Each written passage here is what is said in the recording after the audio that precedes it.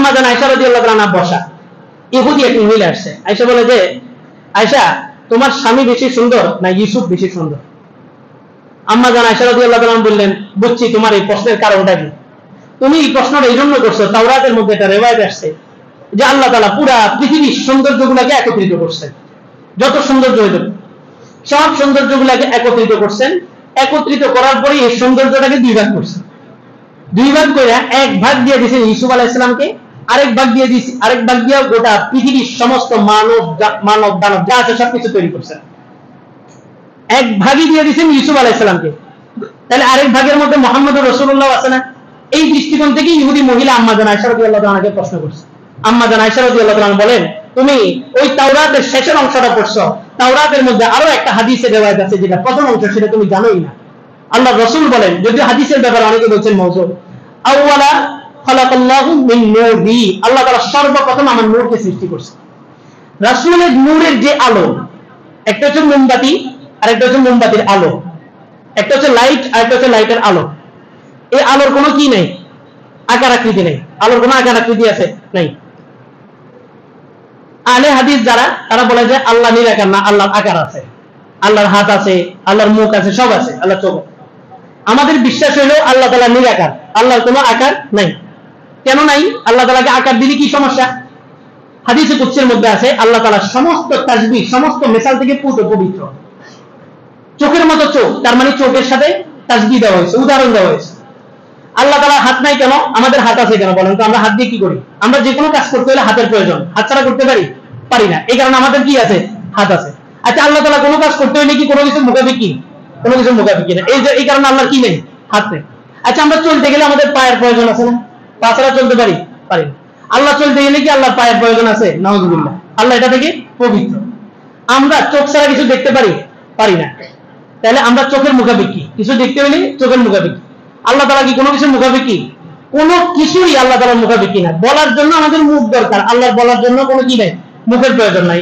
কুল হুয়াল্লাহু আহাদ আল্লাহুস সামাদ, এই সামাদ মানে হচ্ছে আল্লাহ সব কিছু থেকে বেরিয়ে আছে। আমাদের কথা হচ্ছে আল্লাহ নিরাকার। তখন আহলে হাদিসরা বলে আল্লাহ নিরাকার হইলে আল্লাহ তাআলা যে আমাদের সাথে আখিরাতে সাক্ষাৎ করবেন, জান্নাতীদের সবচেয়ে খুশির কারণ হবে আল্লাহ তাআলার দিদার। এর উপর আর কোনো খুশি নেই, চূড়ান্ত খুশি। আল্লাহ তাআলা যে বলছেন আখিরাতে আমি তোমাদেরকে দেখা দিব, আল্লাহ তাআলা যদি নিরাকার হয়, আল্লাহ তাআলাকে আমরা দেখবো কিভাবে? এই তাদের জবাব, এটা দাঁত ভাঙা জবাব। লাইটের কোনো আকার আছে? লাইটের আলোর কোনো আকার আছে? আলোটা আপনারা দেখতেছেন না? হ্যাঁ, এইটাই। আল্লাহ তাআলা কোনো আকার নাই। আল্লাহ তাআলা নিরাকার হলে যে তাকে দেখা যাবে এমন না। ওই সময় জান্নাতি প্রসেসিং এ আল্লাহ তাআলা আমাদের চোখের মধ্যে এমন একটা পাওয়ার দিবেন যে পাওয়ারের মাধ্যমে আমরা আল্লাহ তাআলাকে উপলব্ধি করতে পারবো। মুসা আলাইহিস সালাম বললেন, আমি আপনাকে দেখবো।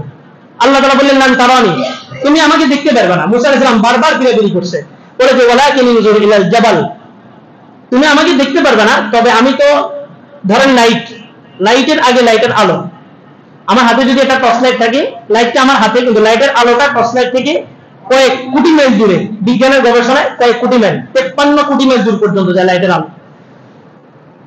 তো আল্লাহ তাআলা বলেন যে আমি তো স্বয়ং জাত, আমি কোথাও যাওয়ার আগে আমার নূর যায়। তুমি উনজুর ইলাল জাবাল, তুমি পাহাড়ের দিকে তাকাও, পাহাড়ের উপর আমার একটা নূর চমকাবে। ফাইনিস তাকাররা মাকানা, পাহাড় যদি আমার নূরটাকে বহন করতে পারে, ফাসাউফা তারানি, অল্প সময়ের মধ্যে তুমি আমাকে দেখবা।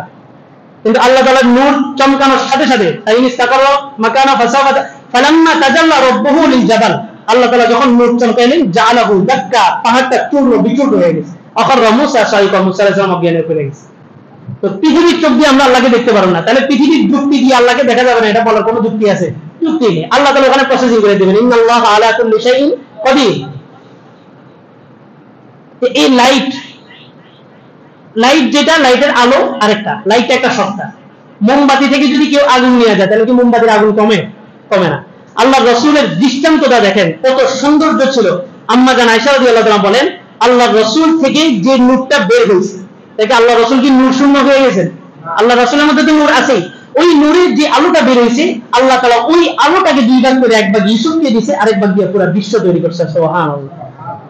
আম্মা জান আয়েশা বললে, শুনো, স্বামীর ব্যাপারে বলছো তো ইগোতে লাগবে, তো তোমার ইউসুফকে দেখা মহিলারা ওয়াকাত্তানা আইদিয়াহুম, তাদের হাতের মধ্যে সিক্কি, একটা ছুরি দেওয়া হয়েছে, একটা ফল দেওয়া হয়েছে।